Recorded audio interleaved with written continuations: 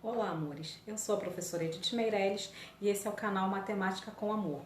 Hoje você aprenderá a organizar os dados de sua pesquisa em uma distribuição de frequência. Essa organização permite que você faça uma melhor análise estatística.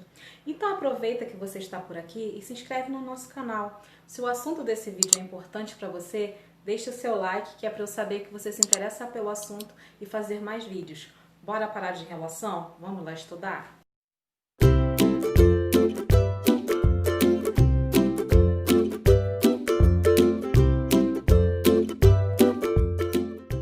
Então vamos entender o que é em estatística a distribuição de frequência. Agora que já vimos como a estatística é utilizada em nosso dia a dia, é fácil compreender a importância de estudá-la.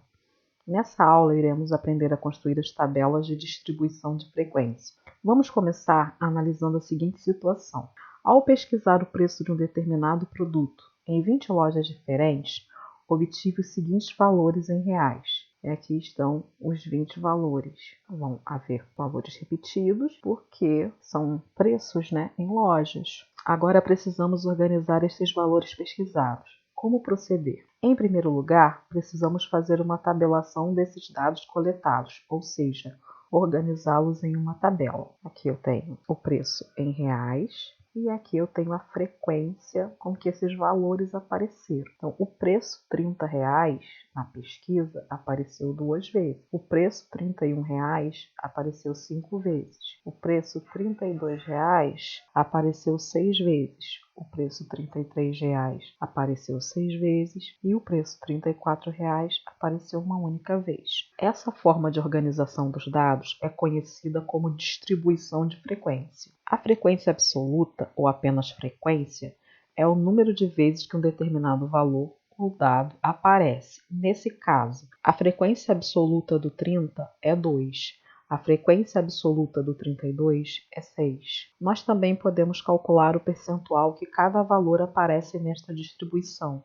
Nesse caso, estaremos calculando a frequência relativa de cada preço. A frequência relativa é a percentagem relativa à frequência. Assim, as frequências relativas são: a frequência relativa do preço R$ 30 é igual a 2 sobre 20. 2 dividido por 20 é igual a 0,10 e multiplicado por 100 é igual a 10%, pois 2 é a quantidade de vezes que esse valor aparece em 20 valores pesquisados. Nós também podemos calcular o percentual que cada valor aparece na distribuição.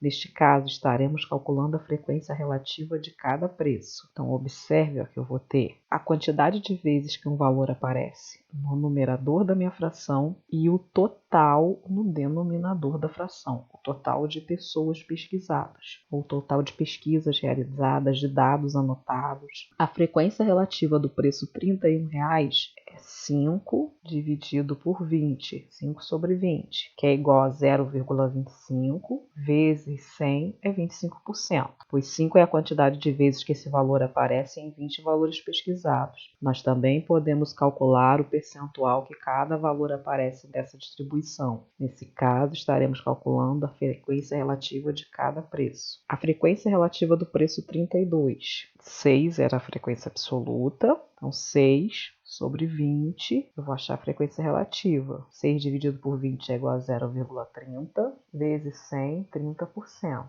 pois 6 é a quantidade de vezes que esse valor aparece em 20 valores pesquisados. Nós também podemos calcular o percentual que cada valor aparece nessa distribuição. Nesse caso, estaremos calculando a frequência relativa de cada preço. A frequência relativa do preço 33, também 6 sobre 20. 6 dividido por 20 é igual a 0,30, que é igual a 30%, pois 6 é a quantidade de vezes que esse valor aparece em 20 valores pesquisados. A frequência relativa do preço R$ 34, 1 sobre 20. 1 dividido por 20, que é igual a 0,05 vezes 100, 5%, pois 1 é a quantidade de vezes que esse valor aparece em 20 valores pesquisados. Podemos representar essa frequência por meio de uma tabela, que chamaremos de tabela de distribuição de frequência. Aqui nós vamos ter a distribuição de frequência completa. Eu vou chamar chamar de XI o meu dado, o meu preço em reais, e de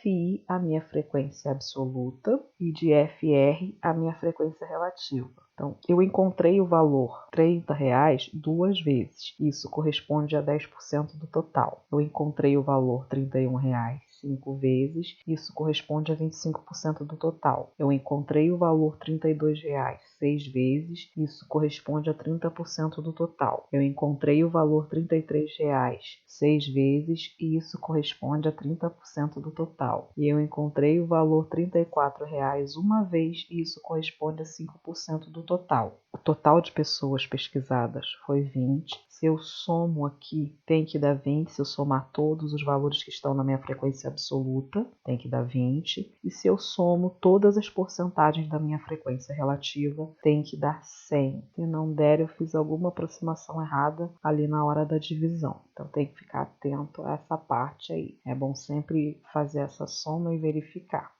antes de finalizar a atividade. Considerando os dados apresentados nesta distribuição de frequências, os preços do produto pesquisado, podemos responder as seguintes questões. Tem A. Quantas lojas apresentaram um preço de R$ 31?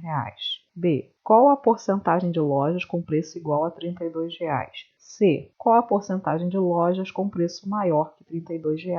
Resolução. Então, eu coloquei novamente a minha tabela de distribuição de frequência para ficar mais fácil da gente estar colocando os valores aqui. Então, eu vou lá no valor de R$ 31 e vou ver que foram 5 lojas que apresentaram um preço de R$ 31. R$ 31, a quantidade 5 e pronto.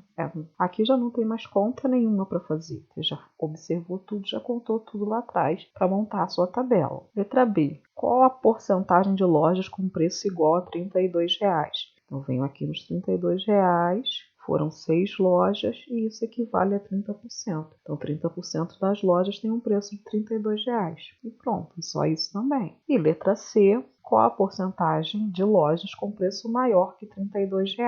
O maior que 32 foi 33 ou R$ 34. Então, tenho 30% mais 5%, o que vai dar 35%. 35% das lojas, pois 30% tem preço igual a R$ 33 e 5% tem o preço igual a R$ 34. Logo, 30 mais 5 é igual a 35. E aí a gente finaliza aqui essa atividade. Só isso, é bem simples. Você monta a tabela de distribuição de frequência dos dados que foram coletados e com esses dados você responde as perguntas. Agora vamos verificar se você aprendeu. Resolva os exercícios que estão na descrição do vídeo e em caso de dúvida retorne ao exemplo apresentado. Assim nós finalizamos o nosso vídeo. Até a próxima!